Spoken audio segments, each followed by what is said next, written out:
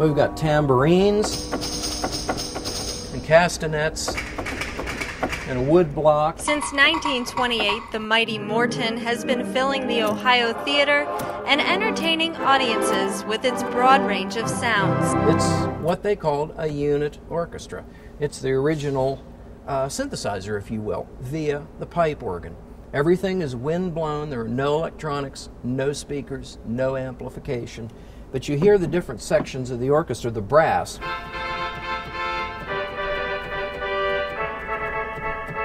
The organ's 2,700 pipes are built into this original movie house, and it is one of the few still remaining in its initial home.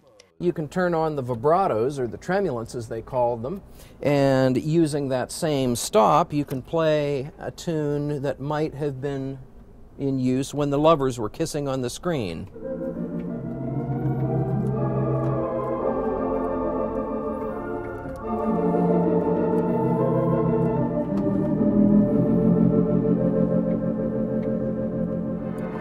Clark Wilson scores and accompanies old pictures for the theater's summer movie series, including showings of The Little American, playing later this week. I always try to do the due diligence of getting those cue sheets or the scores if I can for a picture, see if we can find what they originally had intended for the music for that picture. It's not always appropriate today, because in 85 or 90 years, tastes have changed, innuendo has changed, musical titles, what they mean, have changed.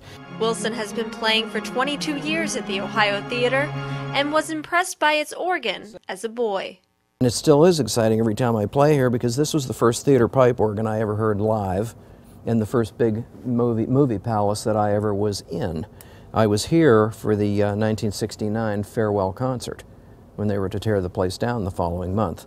And I heard Roger Garrett do his farewell, and the place was packed with 3,300 people and so on and so forth. I was just a little kid, and I met him, and it was just like meeting God. You know, I couldn't get over this sound and what happened that day. And when I met him, I remember the people that I was with introduced me to him and said, "Oh, he's a young organist too." And Roger Garrett said, "Well, you keep practicing, young man. Maybe someday you'll get to play an organ like this too."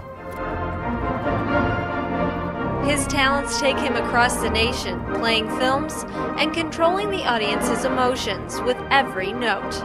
I don't care what soundtrack you put on a picture, the organ is still greater in sound.